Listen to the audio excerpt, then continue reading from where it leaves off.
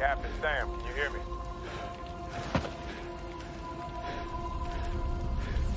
On your left.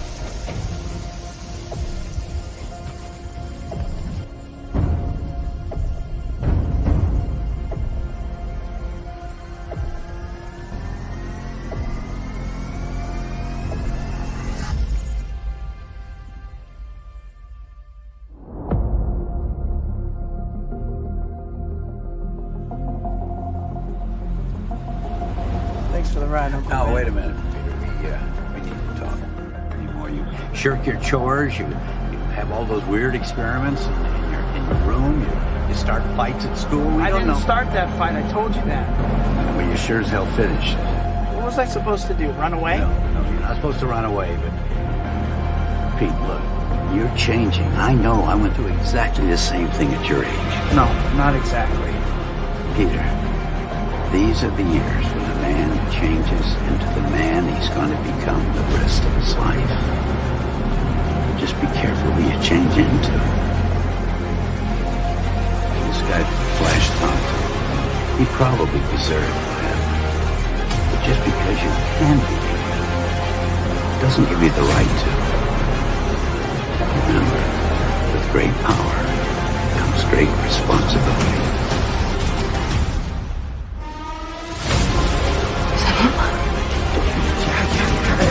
Peter! Peter! Peter! Peter!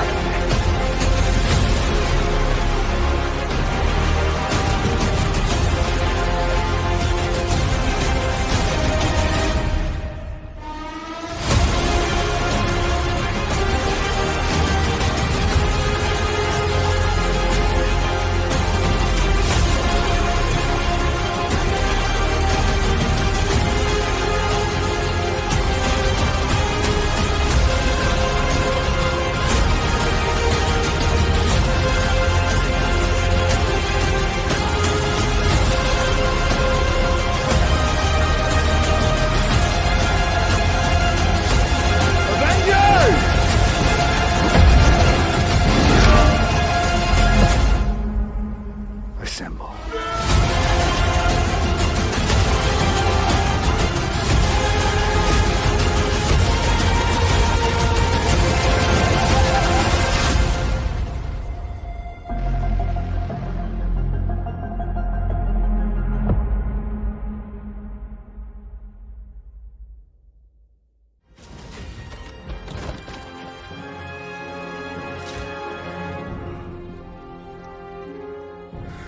I am inevitable.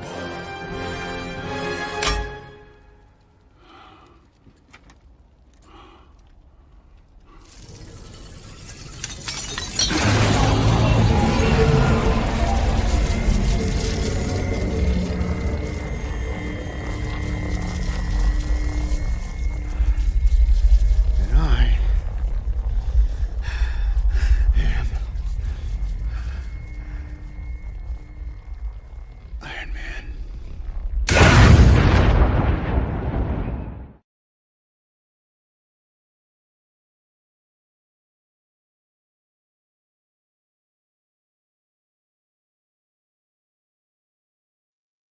Hello, and welcome to another episode of Marvelous Discussions. So today we're going to go back in time and review one of the first movies of the MCU, Iron Man 2. Obviously not the first movie, but one of the first, the third one to be specific. And joining me today is obviously none other than Sox Bulletins. How are you, man? Good. I'm glad to be back. Glad to have you back. And what up, the Batman? Well, no, you're not Iron Man, you're Batman. That's what it says on your profile. I mean, your superhero can beat Iron Man, but you are not Iron Man. Because all Batman would need was a magnet and then Iron Man's toast, so. But I'm just saying, Batman would beat Iron Man. What up, Zod? Well, I like to see what Batman could do to say somebody like Moon Knight. Beat him in hand-to-hand combats. or Taskmaster, He'd have been hand-to-hand combat. or even Daredevil. Now, before you say hand-to-hand combat, Daredevil could hear Batman coming from 6 blocks away. How is he going to stick him on Daredevil? Punisher, who is just a human, beat Daredevil. So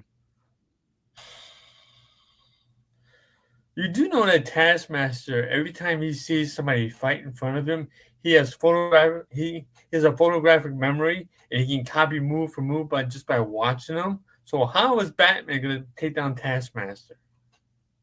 by taking him down before he's able to copy the move.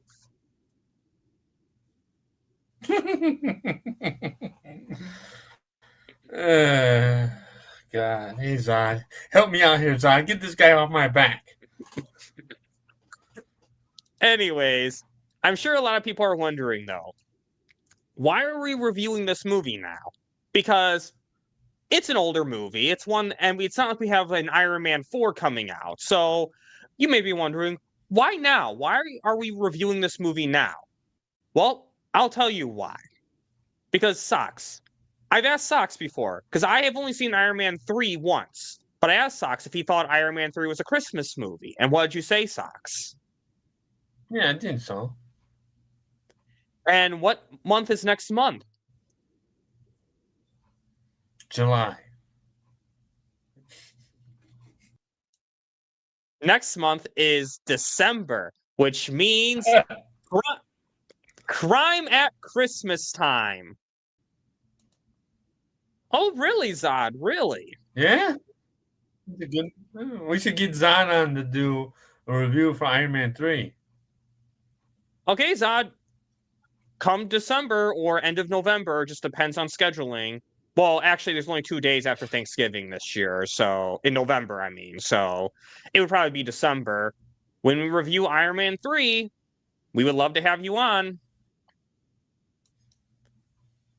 And hold on, let me pull this. I searched, it's so finicky. But anyways, Iron Man 3 is coming out. Iron Man 3 we will review next month. Great.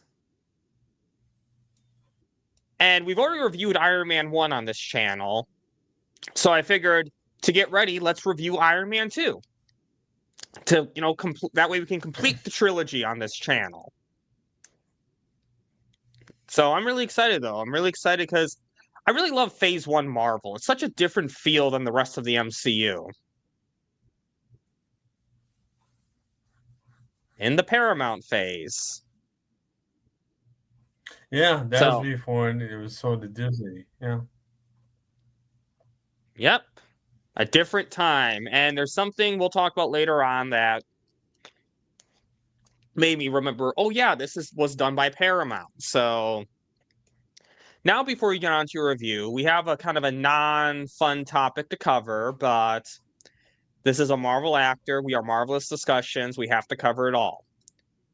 Jeremy Renner controversy. So let me share my screen real quick.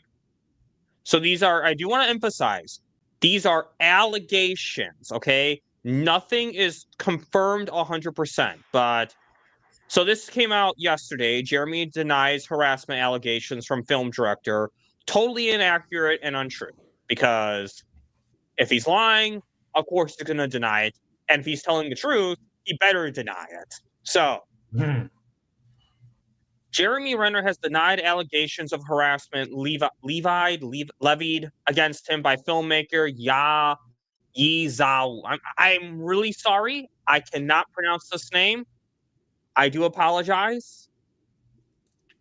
Who claims that the actor sent her personal and intimate photographs of himself and exhibited disturbing behavior on one occasion that prompted her to lock herself in a room. The allegations being made are totally inaccurate and untrue, a rep for Renner told Variety. Of course, Renner's lawyer did not immediately respond. So she first levied the claims against Renner on Monday with a series of Instagram posts, including hashtags cancel and cancel Jeremy Renner. So basically, they've began dating Renner for contact in June, and then there's a string of unwanted, unsolicited pornographic images of himself via DM and WhatsApp. and then seduced her by loving me so much that I believed in him slash the power of love. And so, yeah, I'm not going to go into full detail about this because, at least with me, I'm not taking a side on this one way or the other. An allegation was made. There's no proof that it happened. There's no proof it didn't happen. So, I guess, Sox, what's your thoughts on all this? I agree with you, man. I mean, I don't. There's no real proof on it. It's coming from her side of the fence. I'm not saying she's right. I'm not saying she's wrong. But the only red flag I see here that I find strange. Apparently, he knew she may or may not have been an illegal. Or if she's an illegal in this country, how is she a filmmaker? Yeah. I don't Yeah, understand that's, that. I mean, I don't get it. She's supposed to be a filmmaker, like a director, but yet she's here illegally. So a studio would hire her knowing that would put them in the situation during the Trump administration, what's going on now? That don't make any sense to me. yeah. That's a good point. That's a good point too, but that's why I'm saying just be careful when reading this story is all I'm saying. Here's one thing that's okay to say, what people need to realize. You can say, I don't know. Because this is my issue, I feel like, with a lot of content creators nowadays. A lot of content creators feel like when a story like this comes out, they have to take a side one way or the other. They either have to say Jeremy Renner is an abuser, or you have to say that, again, I'm sorry, I cannot pronounce this director's name. I am really sorry. You either have to say that she is lying. And to me, I do not feel comfortable saying either of this right now, because some people lie, some people tell the truth. Not every situation is the same, nor should every situation be judged the same. So I don't know. It's so sad when you say this stuff happened, because we never want to believe that the actors that we're fans of are engaged in this stuff. We never want to believe that. Of course we don't. It's heartbreaking when we hear stories like Allison Mack being part of a sex cult. If you're a fan of Smallville growing up, this actually did happen. I'm sure people know that by now, but you don't want to hear this stuff. But at the same time, accountability over entertainment is very important, and I always want people to feel safe coming forward. Absolutely, 100%. But at the same time, I'm not, just because someone comes forward doesn't mean I'm like, okay, cancel this person. So again, this isn't a fun topic to cover, but we definitely need. Go on. Oh yeah, we go ahead. I'm sorry. Well, we definitely. I'm sorry, I didn't mean to interrupt you back then. We definitely need to get more information on this whole subject. Absolutely, Sox. Absolutely. And because right now we just don't have a lot of information. I know, wasn't there something against Jeremy Renner about 5 years ago? I thought there was some allegation against him then too. He was in the middle of a divorce, if I remember correctly. I don't remember all of the facts behind it. Mikey talked a little bit about it, but Mikey didn't really go into too much detail about it. I remember Mikey said, I'm not really going to touch this, because there wasn't really nothing that came out of it. Just he was going through a real messy divorce. And that's all I really remember of it. I don't know if there was any domestic abuse behind it or whatever. I don't want to say there was, and there really wasn't. I don't remember that. All I remember was he was going through a divorce, and sometimes when a couple go through a divorce, once in a while, either the lady or the husband or, say things out of anger that didn't exactly happen, but still, that's emotion, and that's all I remember is that he went through a divorce. I can't remember if there was any physical abuse or emotional abuse or sexual abuse or anything like that. Yeah, I just remember there was something about that. So yeah, there's nothing really too much to say about this, honestly. We just hope, I hope that whatever justice needs to happen, happens. If this is all true, I do hope Jeremy Renner gets fired. I do hope that he never gets another job again. And if this turns out to be false, I hope that he's able to continue his great work as Hawkeye and continue other projects. But right now, the situation is just we don't know. And you don't know what you don't know. That's just the end of the day with it. So, but again, this is stuff that you kind of have to cover sometimes with the actors. I mean, like, I'm a big Zack Snyder channel. This is a big, not this show particularly, obviously, but like the channel in general is a big Zack Snyder channel. So of course, I was covering Ezra Miller a lot, and the different stages of that. So again, unfortunately, you have to do that if you have a channel or a show that focuses on a topic. It's not fun, but just always say cover it accurately, and update your story as more information comes out. And if more information comes out, we'll discuss more. And maybe, again, nothing may happen after this. This may be the last time we hear about it, and Jeremy Renner is continuing on. I mean, if that happens, then, this is the last time we'll cover it on this channel, because that's just kind of how it is, unfortunately. It's just, unfortunately, a he said, she said situation right now. And I hope whatever needs to happen, whatever justice needs to happen, I hope happens, one way or the other. So any final thoughts you want to say on this, Sox, before we move on to our review?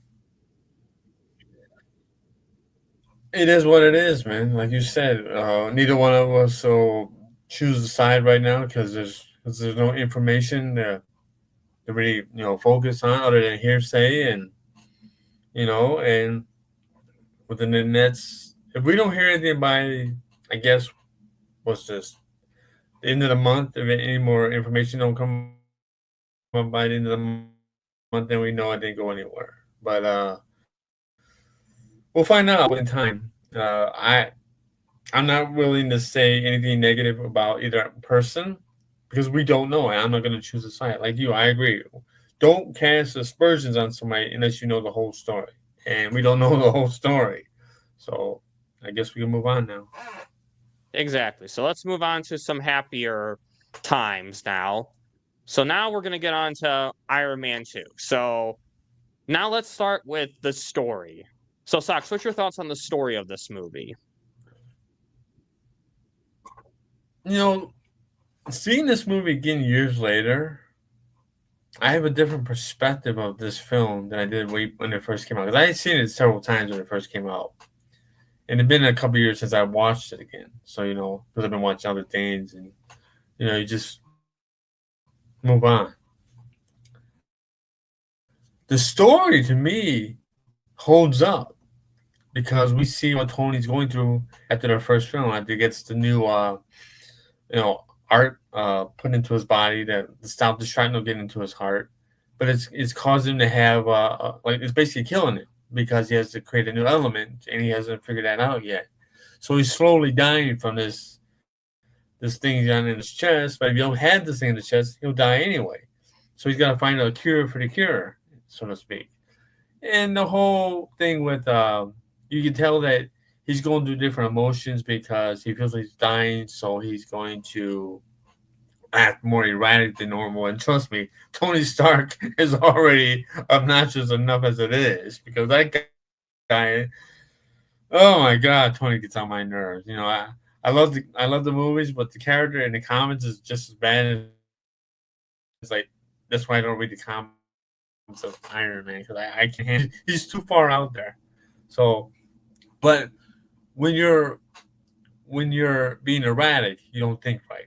You go on emotion, and sometimes that can be your downfall. And we see Tony, doing things that he shouldn't be doing, like getting goofier than normal, like selling his company to Pepper, or basically giving it to her, I should say, giving her the whole company, turning on his best friend, driving a race car in the middle of Morocco when he's not even supposed to be there, but he gets into it anyway. He's living life to the point where he feels like he knows he's going to die, so he might as well say, F it, I'm going to do it anyway. So, but it all comes full circle.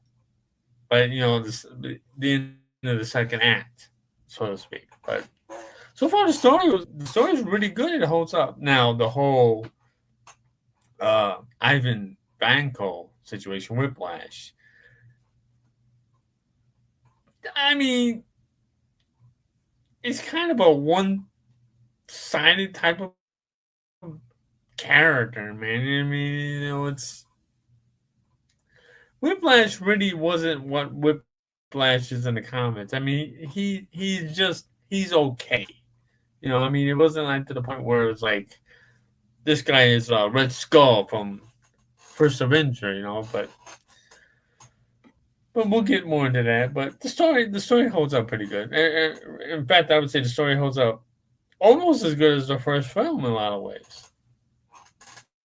Yeah, I can agree with that. I think the story-wise, it's a really good story. I mean, as like what you said, I like that Tony has to find a way to essentially cure the cure because it makes sense. This was a theoretical thing he was brought to life with. It makes sense that it wouldn't be a perfect solution long term. So I did like that was addressed. And yeah, if you're dying, it's kind of like you can say whatever you want. Like you can do whatever you want. Like what are you gonna do? I'm dying soon anyway. So I mean, you don't have anything holding you back. And what I also like about the fact is that they're addressing the fact that Tony has these weapons, these things that can be used as weapons. However he decides to categorize it, these are things that can be used as weapons. And I like that the government is actually against this. That there's like, yeah, you can't just own stuff because, and since you blabbed your identity at the end of the last film, we know exactly who to hold accountable. So I really do like that. I really like how that was addressed. And like you said, I agree with you. I think it's a really good story and okay villain. We'll get into the villain himself later because I do have a few issues there. But overall, I agree. I think it's a great story. And I really like the tone of this movie too because it's funny. While I watched this on Disney Plus, this is not a Disney movie. Maybe Disney owns the rights to this movie now, but this was when Marvel Studios was its own entity and Paramount was distributing their films, obviously except for the Hulk film because of the rights thing. But in general, Paramount was distributing their films. So you have a completely different tone. And it was funny. When I saw that cameo from Elon Musk in the film, I'm like, oh yeah, this is a Paramount film. And Elon I don't know if he had a relationship with Paramount back then, but it was funny though, just seeing that now. I don't think he had a relationship with Paramount back then as a Tim studio. I'm not. Don't quote me on this. I might be wrong, but I could have sworn he's good friends with Jon Favreau. Jon Favreau asked him to be a part of the movie, if I remember correctly. Okay. So just coincidence based on now's times, but I do like the tone. I think I feel like it's a pretty, despite Tony Stark being a joking character, it is not like a completely lighthearted tone. Like it's not like dark, but it's not light either. It's a good in between tone. It's a realistic tone basically. It's like people kind of acting like real people. I mean, there's some kind of weird comedic moments with like Happy driving the car on the racetrack. But other than that, though, there's no real overly comedic moments that are out of place in what would be our real world. I guess, Sax, what's your thoughts on the tone?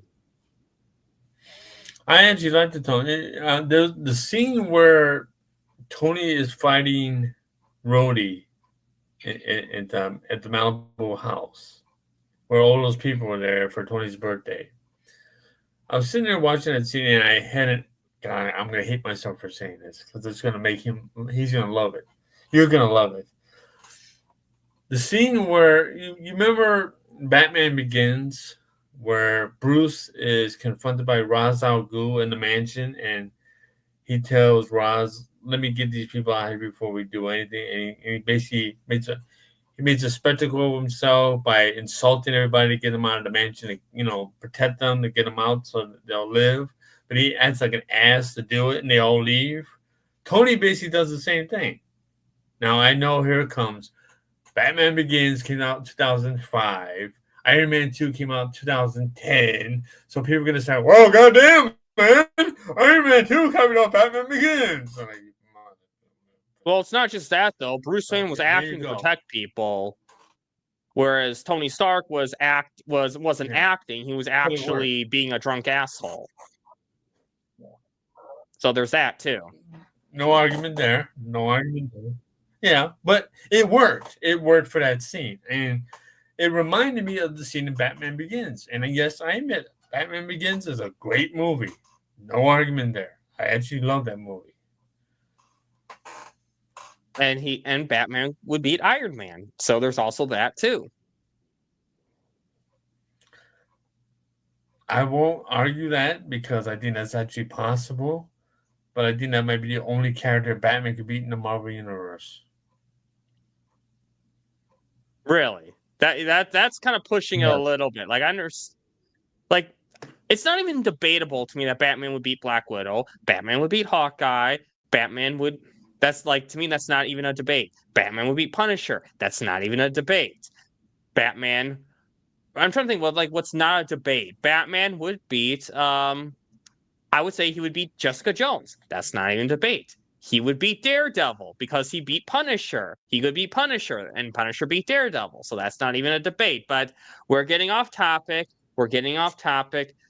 Let's move on now to the star of the movie. Tony Stark / Iron Man. Sox, what are your thoughts? You know, there's nobody I could think of that's ever going to be able to play Tony Stark. If they recast Tony Stark down the line after Secret Wars, you know, when the MCU gets rebooted and they decided to bring Tony Stark back, gotta be with you, buddy, because I don't think anybody could ever play that character again other than Downey Jr. because he is spot on as Tony Stark through. He is an arrogant, conceited, pompous, multi-billionaire womanizer under your skin. And he's a loudmouth. He is conceited.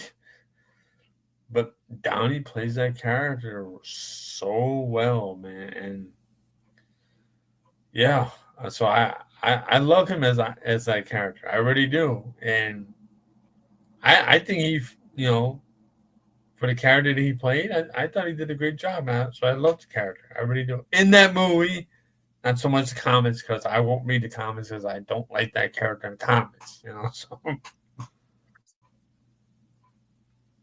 yeah, I do. I think Robert Downey Jr. did a great job. I think he portrayed Tony Stark really well.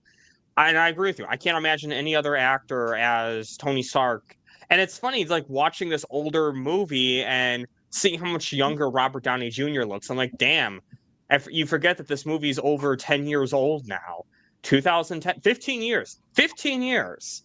He's 15 years younger in this movie than maybe a little more than 15 years because it might have been filmed 16 years ago. But still, watching that, I was like, damn. But I'm not going to lie, though, Sox. He irritated me at certain points. Like, I don't like his disrespect towards Pepper. I feel like that was a little... This is one of my least favorite cliches. This whole characters not telling other characters important things that would totally change their mood. I hate that cliche. It is so irritating when I see it all the time. Like Smallville. Here's an example. If Clark had told Lana his secret in season 3, so much stuff would have been prevented. But he wasn't doing it because he was being stubborn. And here, Iron Man 2. It's like if you just told Pepper you were dying, she might be a little less irritated with you. I mean, what are you protecting her from? Do you think it's going to be easy for her when you actually die? So I was so irritated by that. It was just, I hate that cliche so much. I've seen that cliche so much. So I think that's why I didn't really like that. And there were certain points where, I'm not going to lie, he did irritate me by acting like an asshole. I mean, look, I get it. You're dying, but come on, you're going to get other people killed being drunk in your Iron Man suit. So, and there is no way on Earth, Sox, that if Tony hacked a government screen live in front of everyone, he would have been arrested for doing that. Like there is no way that that's just okay to do.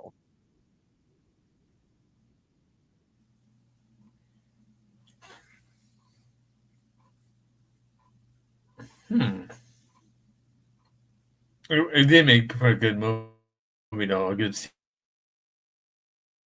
for him to do that, because that's not.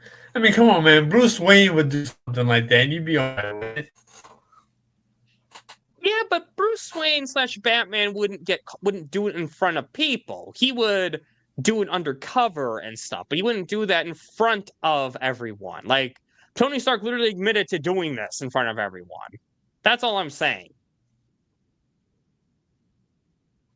So, I don't know. Yeah, I mean, I agree with her. A little bit of a nitpick there, I will admit, but I mean, I do like that, you see his brilliant side too, that that he is smart, that he was able to find the cure for the cure, essentially, what he needed. And even as far as just using a prototype of Captain America's shield as a leveler. Of all things, to use it as a leveler. I just love that. So,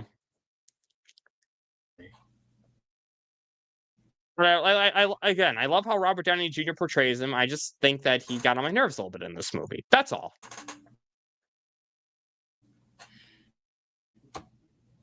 But anyways, now let's move on to James Rhodey Rhodes / War Machine. Thoughts on the recasting? So, yes, he comes in, he has that line, "It's me, I'm here, it's me, deal with it." Basically telling the viewers, this is me, this is Rhodes now, guys. It's not Terrence Howard, it's me now. And I can barely hear you, Benton. Are you? Is your streamer going fine or what? I don't know. I don't know if it's you or if it's me.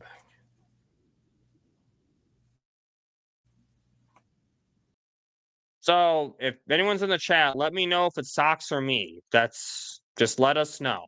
So, anyways, for me, the thoughts on the recasting while we wait for Socks to come back is I hate it. Regardless of any behind the scenes drama that happened and what caused it to happen, which, understandable. I know there was nothing they could do about it. It still always hurts. Recasting always hurts the story to me. Okay, it's Socks. Okay, I wasn't sure if it was Socks or if it was me. Okay, it's Socks. So,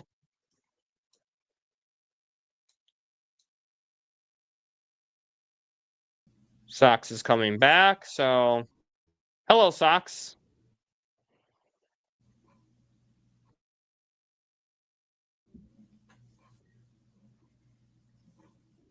Yeah, is this better now? I don't know what's going on here. We can hear you fine. So, can you hear me now?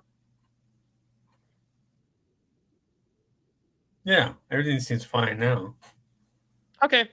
I mean, even with a good computer, StreamYard, this happens sometimes. So, and anyone, not just you. This happens to me. This happens to a lot of people. But anyway, I don't know. I hate recasting because regardless of what happened behind the scenes, it just messes with continuity. It's like that this person just magically transformed into this person, and we're supposed to call it the same universe. Recasting always drives me insane. I don't really like it unless there's a continuity reason for it. It just always hurts the story for me when that happens. It hurts the illusion for me. So I've never really, I never really liked it. But Socks, what's your thoughts on the recasting?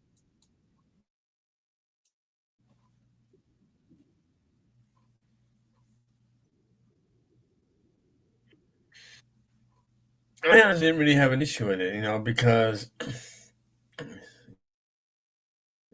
me it wasn't that big of a role. I mean, it was a small one. I kind of thought Don Cheadle was a better character for Rhodey than Terrence Howard. And then when I heard the controversy with Terrence Howard he wanted more money and top billing in Iron Man 2. He felt he deserved it more.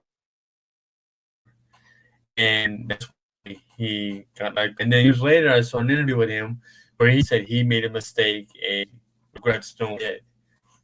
So, I mean, I think that's. I mean, sometimes actors do that. They deserve.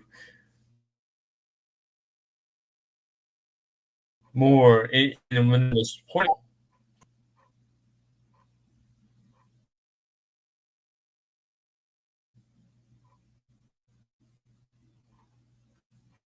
There is a Yeah. lag like crazy Yeah, on this StreamYard is computer messing today. with I socks almost want to stream again. what? My computer is a StreamYard.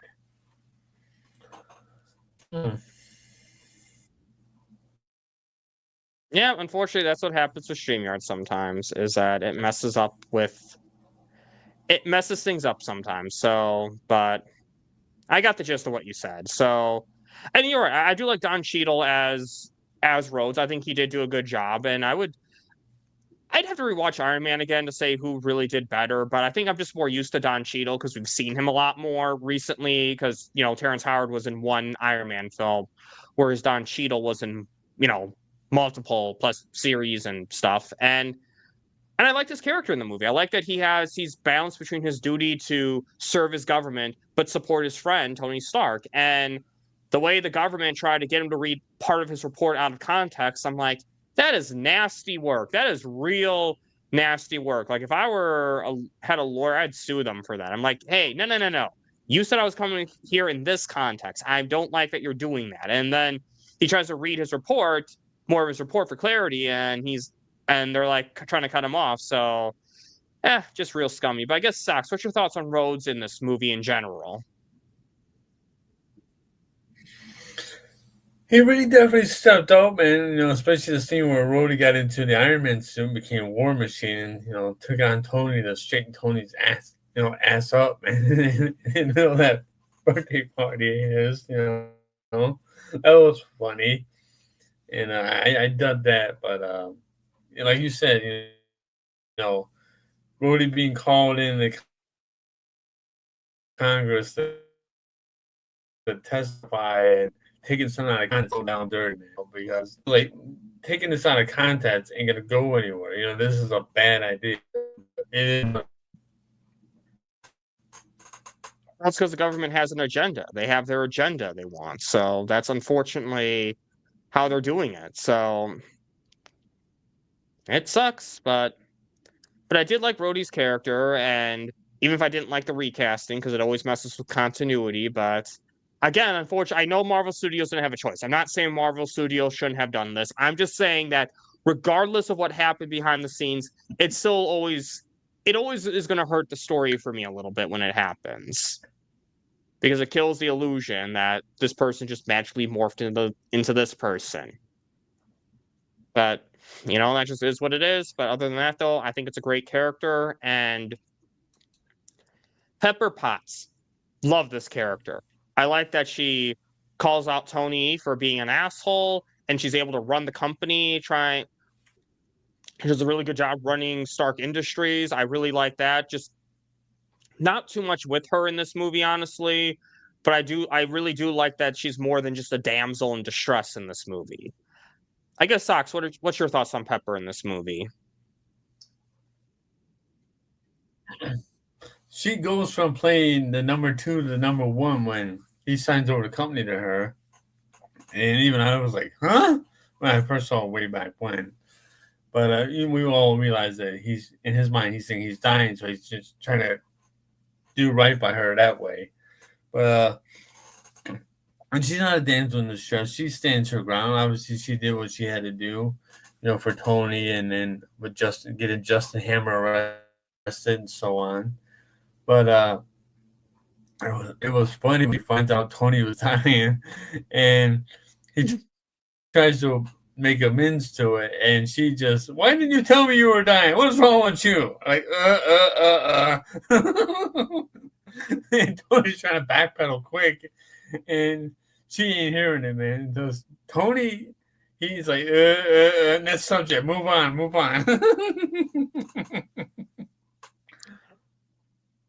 Yeah, but she had the right to call Tony out for that because that's really important. It's like, how could you not tell me you were dying? I mean, if you were, Sox, if you were dying and you didn't tell your wife and she found out not from you, I'm sure she'd be mad at you.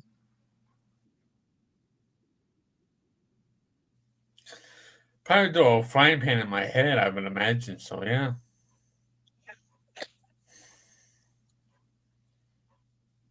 So yeah, I mean, I do like this character in this movie.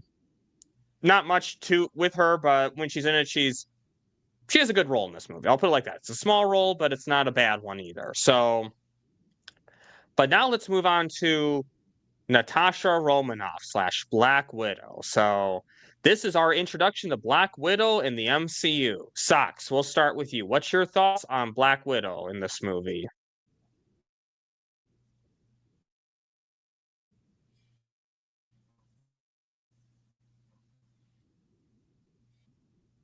As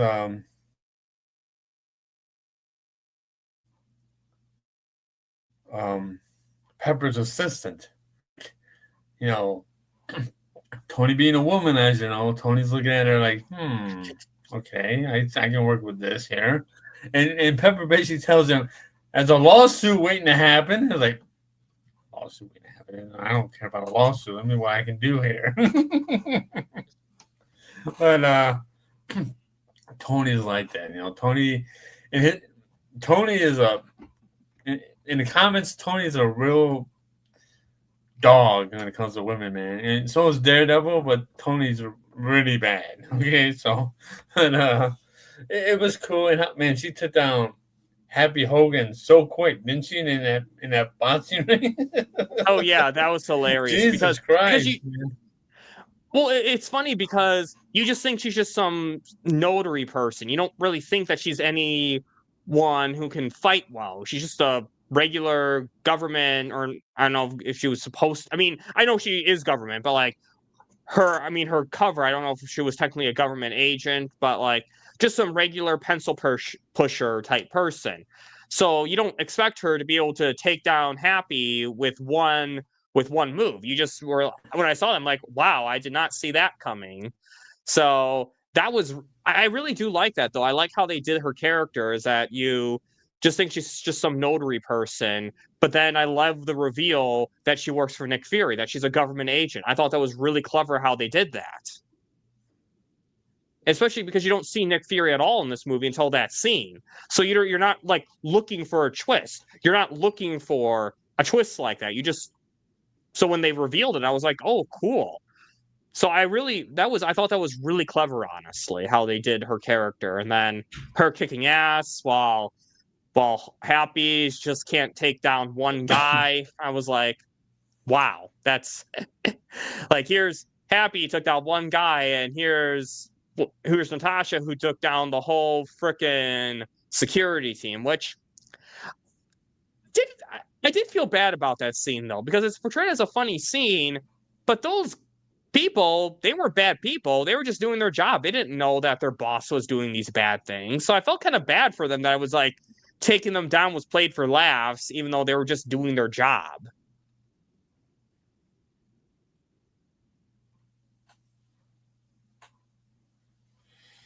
But I don't know, Sox, any other thoughts you have about Natasha in this movie? No, we can move on.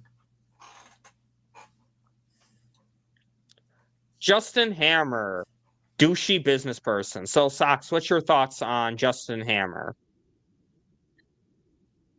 If there was ever a picture for the word slime ball, this guy would be the picture for slime ball. Okay, because this guy is a slime ball through and through. My God. Oh my God. The only thing good about Justin Hammer, the man can dance. I'll give him that. He can actually dance pretty well.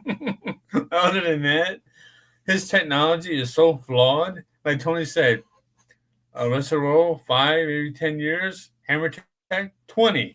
That was funny. I mean, I do like that he had a good motivation, to work with Ivan and to break him out of prison. But I don't know, he just was kind of a cliche to me. He wasn't really anything special. He was just kind of a cliche villain, honestly. Cliche douchey business villain. Yeah. Who got in way over his head. I'm just saying, it probably would not have been that hard to find Ivan's bird. I mean, you could have just said, hey, Ivan, where was your bird last time? Just tell me where your bird was, and I'll find it for you. Just saying, you could put a little effort, but I don't know. Just nothing really special to me, just Yeah. kind of a plot device, honestly, for the real villain of this movie, Ivan Vanko Whiplash. So this guy, I didn't hate him. I thought he had a good villain motivation. Tony Stark screwed him over, and I like that he's very physically strong and very technology smart. That he's able to hack into Justin Hammer's computer like that. I thought that was really funny, or just really cool that he was able to do that. I guess Socks, you're the comic guy. What's your thoughts on this?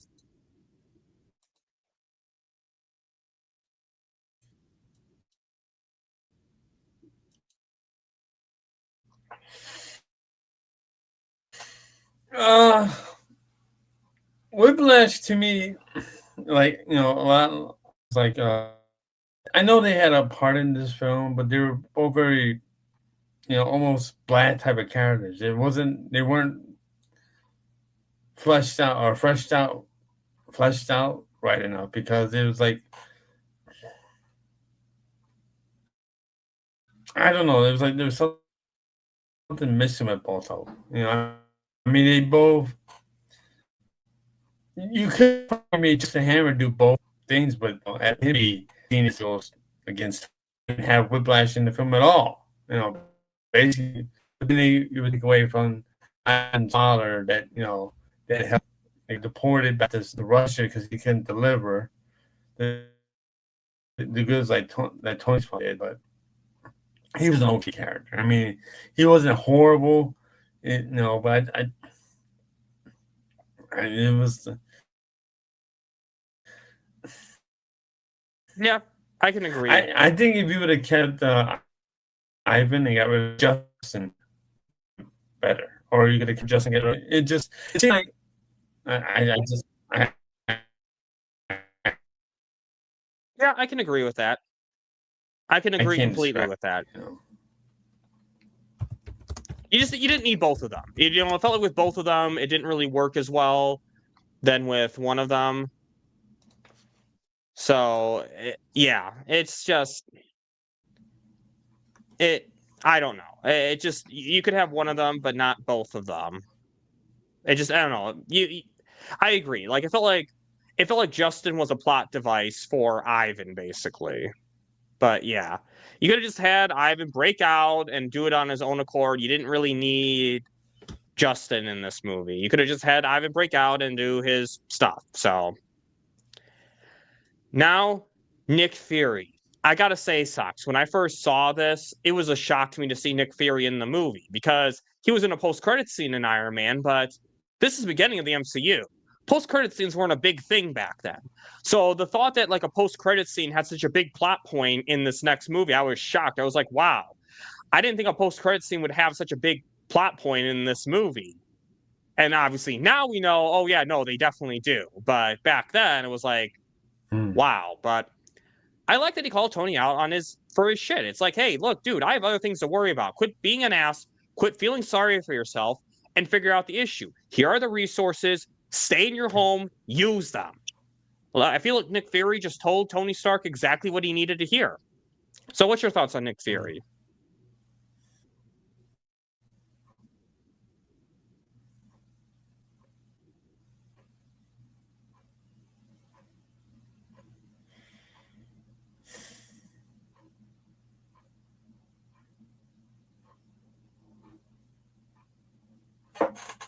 I'll be right back. Okay, sorry guys, Sox is having technical issues right now with his computer, but yeah, I really did like Nick Fury though. I feel like he told Tony what he needed to hear, and it was, and I love Tony's uncomfortable reaction to Nick Fury when he's like, "Do I look at the patch or do I look at the eye?" The eye that was not scratched by a cat back then, before Captain Marvel decided, oh, wouldn't it be funny if a cat scratch caused that accident? Ha ha. So yeah, didn't really like that. But that's a whole nother rant we're getting into right now. But in terms of Nick Fury in this movie, yeah, I liked him. Really, Sin Havoc. First of all, what up, Sin Havoc? But I know Sky is streaming right now. Is he having technical difficulties right now? Well, if that's the case, Socks, it's not just you. It's not just you, Socks, so. But yeah, Sin Havoc, we're reviewing Iron Man 2 right now, so thanks for coming in. Bat Dan's rant continues. Yeah, I know. I go on rants a lot, so it happens. And yes, to my question that Sky is having issues as well. Okay, well, when Sox is back, I'll make sure to let him know so that he knows it's not just him. So, wonder what StreamYard is doing right now. Yep, the Havoc. The Havoc of Sin. Sin Havoc. But yeah, it was just again though, it was so weird seeing Nick Fury play like an actual role in this movie, after him just being in a post-credit scene in the last movie. And yeah, like I said, he tells Tony what he needs to hear, and I do apologize. I'm kind of rambling on right now until Sox is back, so apparently Sox, again, it's not just you, it's everyone's having issues tonight, so probably not your computer. So, but yeah, I don't know. It was just such an interesting time, like this point in the MCU. You know, Nick Fury running S.H.I.E.L.D. before you realize that S.H.I.E.L.D. is corrupted by Hydra. Such a different time of the MCU in this movie. I've always said, even like Phase 1 is, I think, my favorite phase of the MCU, for the pre-Disney phase. Yeah, that's a good point. He's like an uncle to Tony Stark. And what's funny is that Tony Stark kind of has the same role towards Iron Man in this movie as he does towards Spider-Man in Far From Home. Well, before they reveal that he's a Skrull. We'll talk about that when we review that movie, because I have my own issues with that. But it is kind of funny. It's a very similar type of role, at least as far as we see in the main part of the movie before any reveals. Nick Fury basically plays the same role for Tony Stark as he does for Spider-Man. Again, the hard ass, but telling him what he needs to hear. Because again, think about Nick Fury. He sees a threat coming. He knows a threat is coming. He doesn't have time to deal with Tony's drunk ass eating donuts. So, looks like Sox is back, and loading. Okay, Sox, so apparently it's not just you today. Apparently everyone's having internet issues today. So I think it's a StreamYard issue today. It's not a Sox issue today.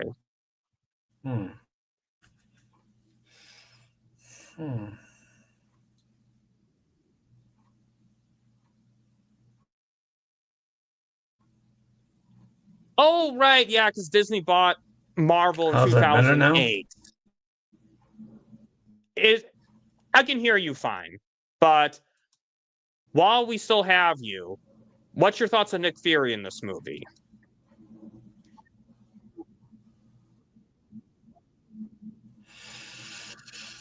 I like how he basically had to set Tony straight and look, man, you are not the center of my universe. Okay, I got more things I got to worry about other than you. Oh, it's 2006? Okay.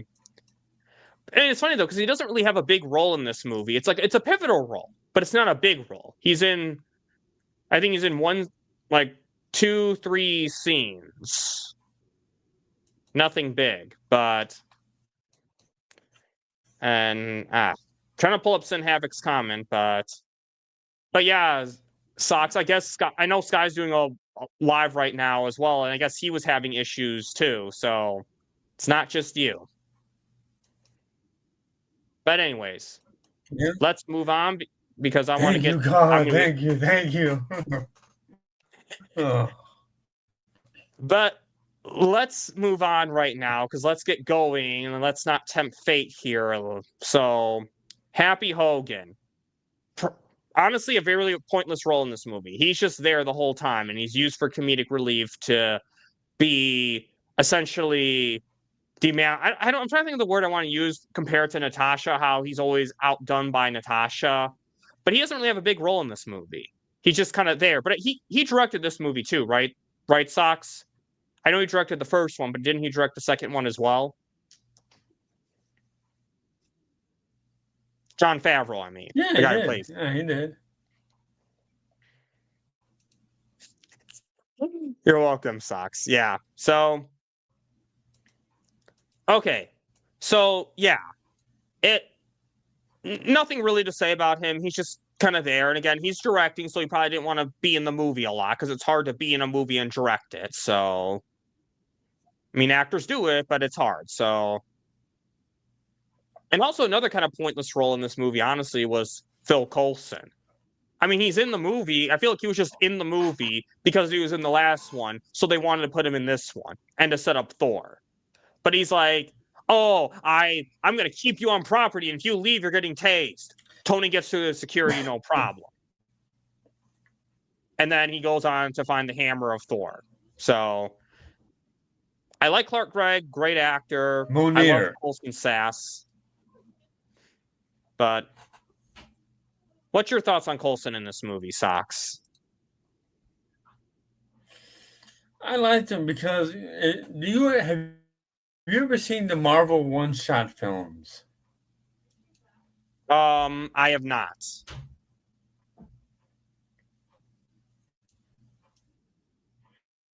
There's a few of them. There's one that's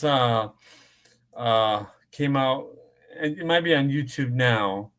You probably look it up. There's one called with Coulson where he's actually when he leaves Iron Man 2 to go to Mexico, to New Mexico, it goes something happened on the way to New Mexico, and he has it's like about maybe a half hour long. I think it is where he gets into a argument that gasses him up, and he gets back in his car to go to New Mexico. And then there's another one where it takes place after Iron Man 3, where we find Trevor.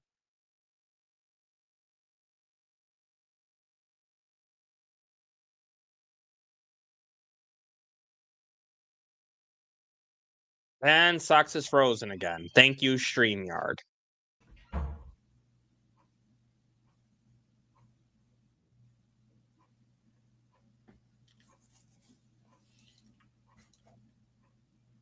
Tony Stark isn't coming back. Okay, Sox, you don't need to worry about them recasting Robert Downey Jr. then.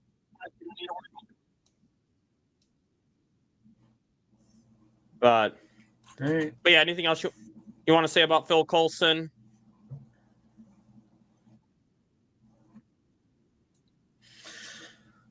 No, except that he has a great Captain America card collection. Oh, yeah, I remember that. But yeah, I mean, again, I feel like he was just in this movie just because he was in the last movie, so they wanted to put him in this movie. Not a real role, not a big role, but I do love his determination that he's going to keep Tony Stark on site, and then he doesn't. So Doom takes Stark's face. Dr. Doom is taking the place of Tony Stark. Okay. Interesting. Okay. Well, we'll see how that goes. But Sox, what's your thoughts on the final fight of this movie?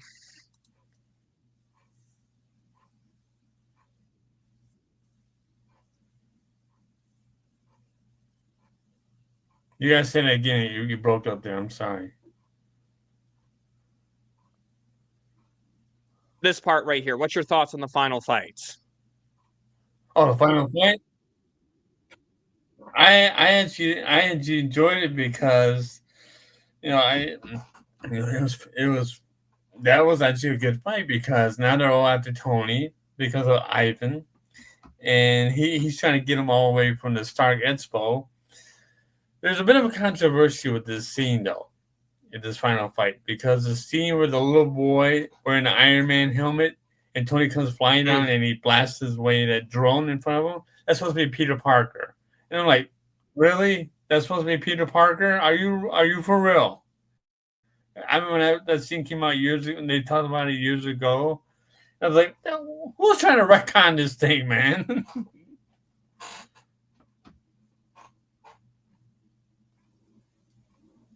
Okay, and that's Spider-Man. You heard it here. Yeah. But I did like the final fight as well, because I like that I really like the creativity of it. I like that you're taking down these drones, you're taking down all these drones, and then one is you have Rhodes, his suit's controlled, and Tony can't fight Rhodes because that's his friend. But Rhodes is being forced to fight Tony because his suit's hacked. I like that. But then also what I liked was the clever twist that they're fighting these drones, and it turns out they're also bombs. You know, they're just fighting the drones, discarding them like they're nothing, and then all of a sudden, boom, he's going to blow the whole place up. And had the whole place not been evacuated and Tony able to save Pepper, it would have been a disaster. But I thought that was really clever, though. So, oh, really? Well, okay, well, Queens is a big borough, Sin Havoc. I mean, just because it's in Queens doesn't mean it's Peter Parker. That's like saying that something's in the northwest suburbs of Chicago, so it must be me. Like, you need a little more than just it being in Queens. Queens is not like a borough of 100 people. So, I don't know, Sox. Anything else you want to say about the final fight? Anything else you want to? I mean, I do admit the age does kind of correlate. Okay, the ending. What was your thoughts on the ending of this movie? I actually enjoyed it because Tony finally, gets Pepper. He does, gets his company back. He's cured of this horrible fucking disease that was killing him because he needed it because of what was going on in his chest. He was able to beat put Justin in prison, and it's up for Iron Man 3 and the Avengers and so on. So I thought the ending. Plus, it was funny when the senator gave him the stick with the needle, and at the end of the scene where he's like, "Not bad for a little prick, huh?" Yeah, I thought that. I mean, it was a while since I've seen that movie, and I didn't remember that scene, but I kind of knew when he was putting on Tony's medal that it's like, oh, this is gonna prick him. This is gonna prick him, and it did. So I thought that I did love that. That was hilarious, and like you said, it sets up for Iron Man 3. It sets up for the Avengers, and then the post-credit scene that sets up for Thor. So this was all confirmed already. You nerds need to learn. Okay, well, I don't know, though. Overall, though, I do like the ending. It's a great ending. And other thoughts, anything we missed? I will say one thing that does annoy me a little bit is the whole cliche of superheroes hating being superheroes. They have to hate their powers. They hate everything. It was annoying seeing Tony not liking being Iron Man in the middle of the movie. I'm like, that's kind of a stupid cliche. I hate that cliche, but I don't know, Sox. Anything else you want to say? Any other final thoughts or anything we missed?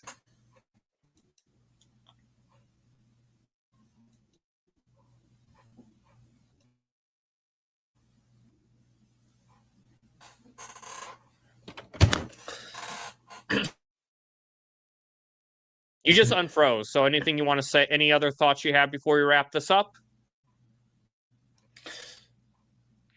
Here's you ready for this? I'm sorry about the internet, guys. I don't know what's going on. It's not the computer. I think it's the internet today. What's going on here? So I apologize. That's no problem. Stan Lee based Tony Stark off Howard. Well, Stan Lee based Tony Stark off Howard Hughes. These was a multi-millionaire, a airline He almost bought up all of Las Vegas. This guy was very eccentric. Tony said, "I gotta pee, I don't be handed things." Howard Hughes was the same thing. Even Stanley said, "Yeah, he was the Elon Musk back in the 1960s. But the dude was a nutcase." You know, he almost bought all. This is how it crazy. Enter. He was a playboy, millionaire, but that's who he based Tony Stark off, was Howard Hughes.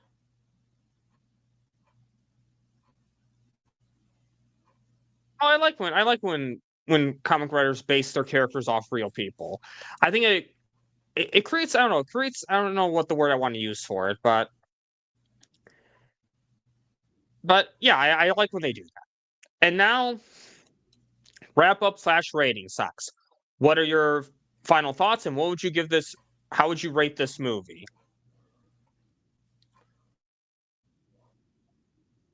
I give it an 8. I'm sorry, what'd you say?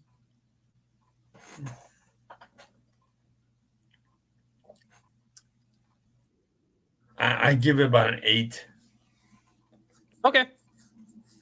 I would say for me, that's about what I would give it. But for me, I'll go in more detail. I give it an 8.291346589599234 out of 10. So, I do like Phase 1 Marvel, but I do think the villains were a little weak. So, and Tony irritated me a little bit. So I can't give it above an 8.5. But I still think it's a good movie overall. So, and now, coming up on this channel is that the next episode of Marvelous Discussions, we will review No Way Home, Spider-Man No Way Home. That will be in 2 weeks from today. So be on the lookout for that. It will be around 2 weeks. And actually, probably exactly 2 weeks, actually, unless scheduling stuff happens. But 2 weeks from today. Sucks. Anything you want to advertise for your channel? Anything coming up? Or anything you just did, even? I will probably do a new. I'll probably do a new Sots Rants probably every Saturday night. I'll be back on Saturday night between 5 and 7, where I'll be. If there's any, what's coming up pop culture, I'll discuss it. On my channel, I go bounce from one side to the other. It's different than it is here, but that's just how I am in real life. I might talk about one subject, then I'll jump over here and talk about the subject, then I'll go back over and talk about that. And people are like, "Sock, focus. Focus, Sock, focus." So every Saturday night between 5 and 7, it'll be Sots Rants. And what time zone is that? Central Time, 5 p.m. Okay. We have viewers from multiple channels, so wow, Sin Havoc, you're gonna get Socks irritated here.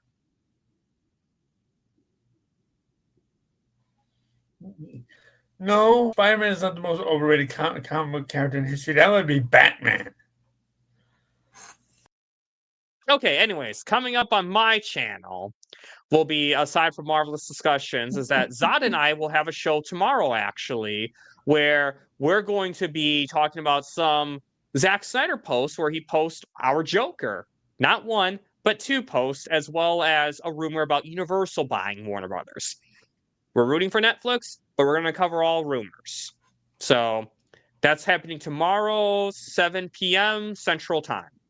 So, Socks, thank you for joining me on this Iron Man 2 review as we get ready for Iron Man 3 in December, which will hopefully have Zod Rider on as well. So be on the lookout for that for Crime at Christmas time. And guys, if you like this video, please like, share, subscribe.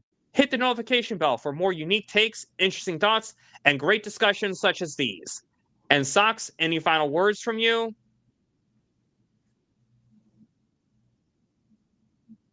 Ta-ta for now. Have a marvelous day.